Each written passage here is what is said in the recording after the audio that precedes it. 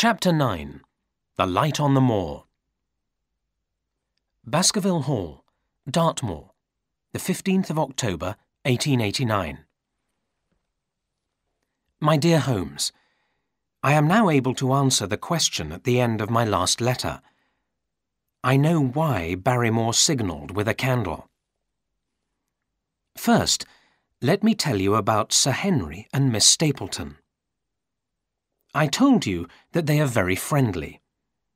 I have found out that Sir Henry is in love with her. The truth is, he wants to marry her. Yesterday morning, he said to me, "I am going to see Miss Stapleton. I want to go alone." "But Mr. Holmes told me to stay with you," I said. "You must not go across the moor on your own." "I shall go alone," said Sir Henry, and he went out. I did not know what to do. I waited for 10 minutes. Then I decided to follow him. I did not see everything, but this is what happened. Sir Henry met Miss Stapleton on the moor. He asked her to marry him. He told me this afterwards.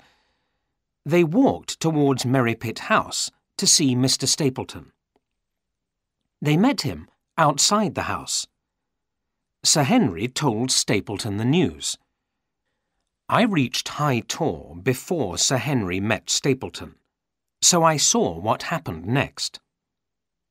I saw Sir Henry talking to Stapleton. Suddenly, Stapleton became wild and angry. He shouted at Sir Henry. Then he took his sister's hand and pulled her towards Merripit House. Sir Henry turned away and walked back towards the hall. He saw me by High Tor. He was not angry that I had followed him. "Watson," he said, "that man is mad. I told him that I want to marry his sister. He shouted at me. He told me never to see her again. I think he is mad." I said nothing, and we walked back to the hall. That afternoon, Stapleton came to the hall. He wanted to speak to Sir Henry. He kept saying, "I am sorry. I was very rude." Then he invited Sir Henry to dinner at Merripit House on Friday night. Now I will tell you the story of Barrymore. I told Sir Henry that I had seen Barrymore signal with a candle. Sir Henry said, "We will wait for him tonight. If he signals again, we will catch him." Sir Henry and I did not go to bed. We sat waiting in Sir Henry's study until 2 o'clock in the morning. Then we heard footsteps outside the study. We listened. The footsteps went upstairs. Sir Henry and I waited for 2 more minutes. Then we opened the door quietly and went upstairs. We saw Barrymore by the large window at the end of the corridor. He had a candle in his hand, and he was waving the candle in front of the window. "What are you doing, Barrymore?" Sir Henry shouted. Barrymore almost dropped the candle. He looked frightened. "Nothing, Sir Henry," he said. "I'm checking the window, that's all." "You are signalling to someone on the moor," said Sir Henry. "Who is outside? Tell me."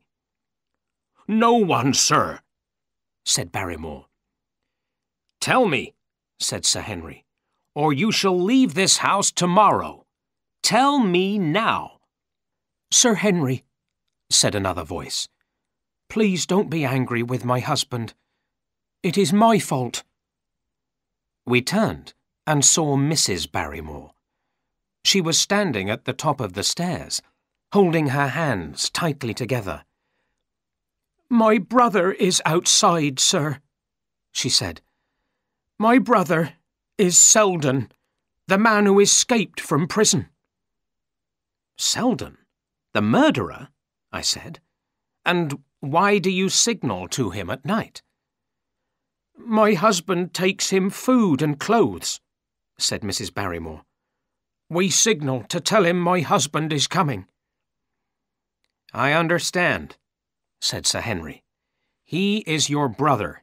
You must try to help him. Go to your room. We will talk about this in the morning. The Barrymores left the room. Sir Henry turned and spoke to me. I am sorry for them, but Selden is a murderer. I must try to catch him. Look, I said. Look out of the window. There is a light on the moor. Sir Henry looked. A small light was shining on the moor. It was near High Tor. That's him, said Sir Henry. Come, Dr. Watson. We will go to that light. Bring your revolver. We put on our coats quickly and went out onto the moor. The moon was bright, and so we could see the path across the moor. Also, we could see the signal light. It was about a mile away. There, said Sir Henry. Selden is there. Hurry! I followed Sir Henry along the path across the moor. I was worried. I did not want Sir Henry to go far on the moor at night. At that moment, we heard a strange sound. It was a deep, howling sound. It came from some distance away. What's that? Asked Sir Henry. There was fear in his voice. I was afraid too. It sounds like a dog, I said. It sounds like a very large dog. Shall we turn back? No, said Sir Henry. We are nearly there. Look. In front of us, we saw the signal light clearly. It came from a lamp which stood on a rock. Beside the rock was a man, but the man did not see us. He was looking in the other direction. Again, we heard that deep, howling sound, the sound of a huge dog. The sound was much nearer now. We heard the sound again. It was coming nearer all the time. The man by the rock heard the sound as well. He picked up the lantern and jumped on the rock. He looked one way, then the other. Suddenly, he jumped off the rock and started to run. He ran towards High Tor. He was running away from us, but he was not running away because he saw us. He was running away from something else which we could not see. Quick, Dr. Watson! Follow him! Shouted Sir Henry. Get your revolver ready! We ran along the narrow path. Near us, we heard the deep howling sound.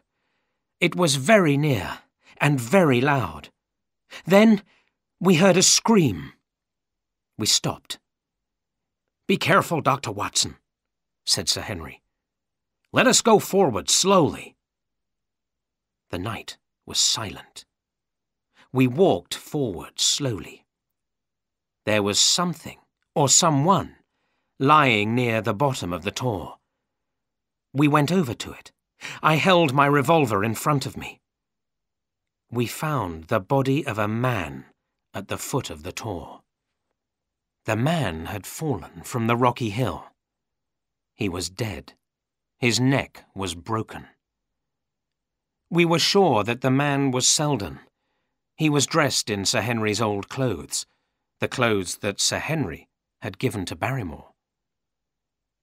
I have one last strange thing to tell you, Holmes. I looked up at the Tor from which Selden had fallen. Up above, at the top of the Tor, stood a tall, thin man.